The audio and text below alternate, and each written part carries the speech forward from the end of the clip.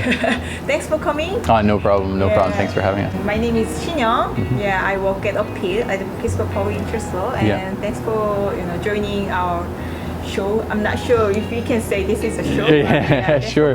So, can you just briefly introduce yourself? Sure. Yeah, sure. My name's Erik Moynihan. I'm one of the founders of Magpie Brewing Company.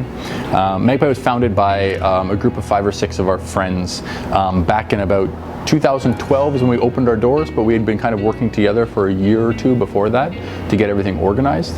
I'm from Canada. I've been in Korea since about 2007 before we started this project, back and forth traveling a little bit. But we started Magpie as a chance to kind of build like a home in our community. We kind of felt like there wasn't a lot of places where we wanted everyone to feel comfortable, Koreans and foreigners, and have this kind of little niche in the style that we felt and knew from back home. And so that's kind of one of the reasons we started Magpie. Everywhere we went, it was missing something, some feeling that we kind of had back in Canada or North America, because most of the owners are American. The original owners are American. We have a Korean partner now too. But we all kind of felt like there was just something missing that had that kind of gritty authenticity, a place where you can come, let your pretenses down, enjoy a beer, and just kind of relax. And we kind of wanted it also to be a little bit of like a community space. We're not a huge, we can't host huge events or anything, but we get a lot of people, like in the beginning we'd have vegan potluck dinners in our basement, or different people who wanted to come in and have a club that wanted to do a viewing party for a TV show. Just small little things where they couldn't find a spot, and so we kind of enabled that spot to happen. No matter how much we grow, we don't really want to lose this kind of raw authenticity to what the space was. And so I think we're going to try to keep this space the same for as long as we can. Yeah.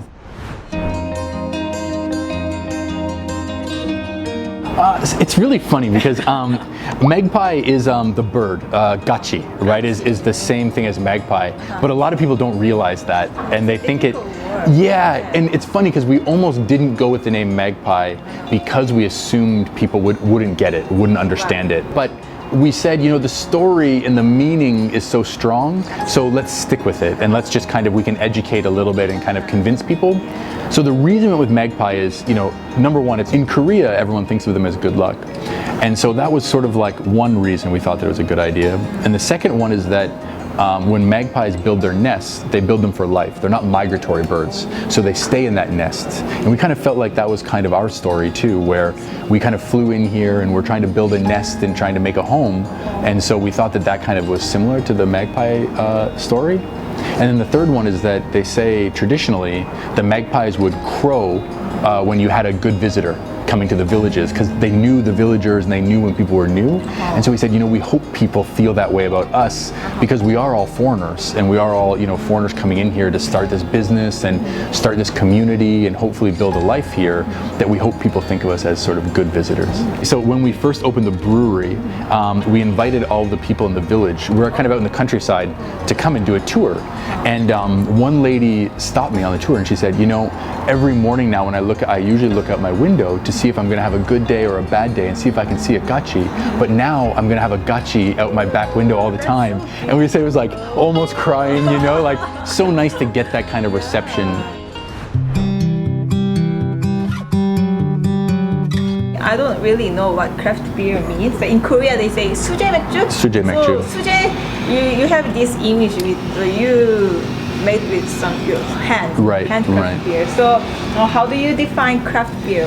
It's kind of, we usually talk about the American craft brewing scene is so strong, and they have a huge association. So they define craft beer as being small, independent, and authentic, or what or traditional is the word, not authentic, traditional. And so in Korea, we kind of use the same guidelines for defining craft beer as well. Just our limits are a little bit lower. I think when people hear craft beer, 수제맥주, they should expect to get a product that's kind of unique. and a product that's unique to each location they visit. So, for instance, our most famous beers are pale ale, and if you go to most other breweries in Seoul or in Korea, they'll have a pale ale as well, but theirs will be vastly different than ours. It's kind of has a personal touch on each beer that's made, and so you make it the way that you think it best expresses it. What's your recommendation? Like, what should we try from Magpie? Well, I mean, yeah, it depends. If you want to go really extreme, there's always like our IPAs or our seasonal beers are really usually aggressive and forward. But we also have beers that are there for people who, don't want to be so experimental and just want to try something a little bit more independent and unique, but still the same flavors they're sort of used to. Interesting. Now I can understand the menu. Yeah, sure. Well, the menu, I mean, there's a lot of stuff up there and a lot of information. I think, when people come in, it can be kind of overwhelming when you see that many beers. And so I know for like our employees that are, beer aficionados, they get frustrated. People come and say like, I don't know, what's your best beer? And they're like, they're all good. You should just try. But, understandably, people don't know what they're looking at. And so usually they'll start with, well, do you like a Hoegaarden, or do you like sour flavors, or do you like stronger flavors, or do you want something mellow, or do you like dark beers? And you can kind of fish out some things that people like and then make suggestions from there.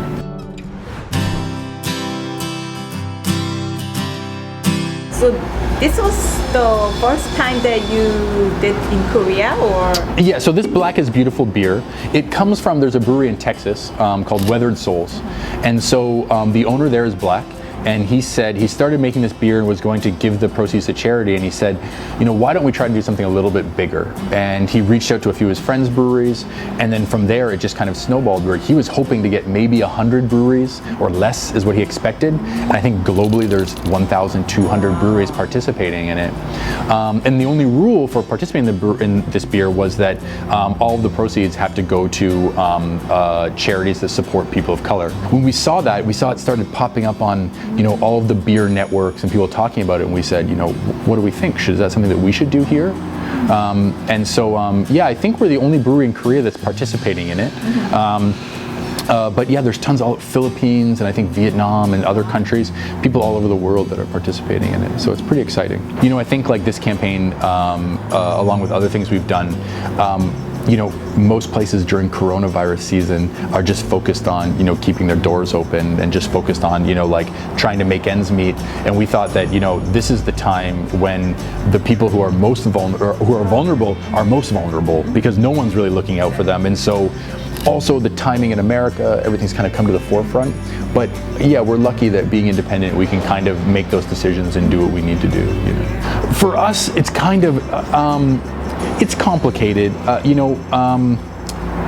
was telling you a little bit before about, kind of a lot of our friends in the expat community, we kind of consider ourselves like semi-permanent here, where, I don't know if I'll live in Korea forever. I'm quite comfortable. I'm really happy with my business and I love it here, but maybe I'll go home someday. And a lot of us that aren't from here are on a more temporary basis. When you see the sort of things happening in America these days, you feel pretty powerless to help. What can we do to really contribute to the cause and show, our support in some way? And so you feel kind of helpless sometimes when you see those things. And I think, I'm using the example of us as foreigners, but I think everybody feels that way, when you look around the world and you say like, well, what can I do to help, And so I think that this was a chance for us to, number one, do something. Number two, kind of show that like, even talking about it helps in a way. The more people who are inspired to do something and to know about the problems and discuss the problems, the more likely they're going to contribute to solving something, or the closer we get to a little bit of a solution, at least. A lot of people think words are powerless, but I think they can inspire even if you can't directly do anything for action. And then the third one is that I think, here it is a global issue, and I think that people of color in general face a hard time everywhere they go, and it's very traditionally been that case, and Korea is no different from that. And so I think that even though it's not necessarily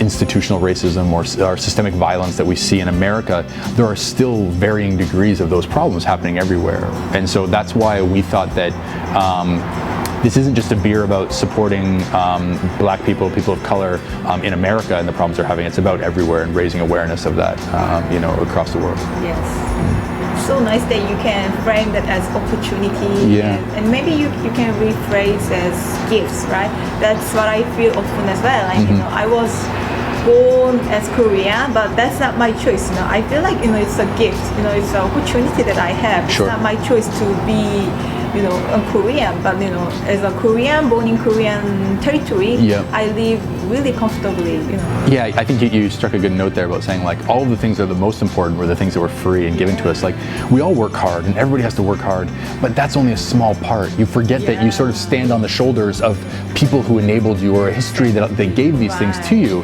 and you forget about how much, you know, you got ahead from those things that we take for granted. Right. And I think, you know, the plight of refugees or people of color, everything like this, we forget that, you know, not everybody is coming from a place that that had gifts given to them, you know, and so yeah, it's challenging, and I think it's sometimes hard to make people realize how important that is, or how hard it is for those people, you know. Any of these major changes, they take time, and it's an uphill battle, and I think the biggest, what do I want to say? The biggest enemy is complacency.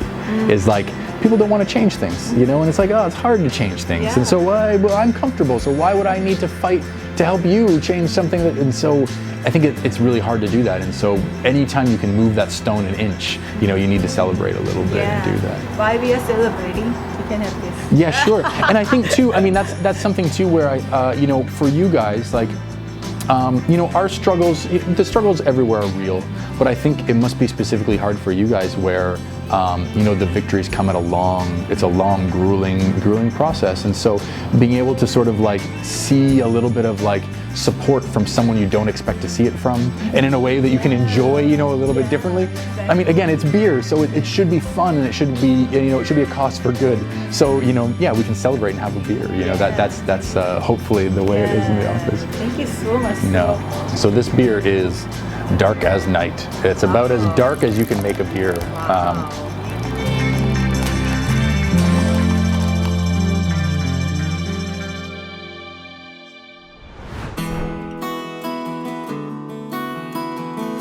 Do you have anything to leave as a last message? Not specifically. I mean, I think like, I don't know. It's you know, we were talking about, you know, diversity and all these things, and I just think that like that's not changing, you know, like it's only going to get more. And I think Korea has a specifically hard time being so traditionally homogenous that every battle is going to be hard because people have you know the way things have been working. And so, you know, I'm fortunate that I've been able to have success here, and I think that we hope that people can look at our story and how we're trying to give back and see that like all of these refugees, all of these migrants coming in, they might be the next Magpie, and they might be the next one who can help, you know, like help do something, you know, or make a difference, you know, and those kind of things too. So, yeah, hopefully we'll see. We should welcome Magpies. Yeah.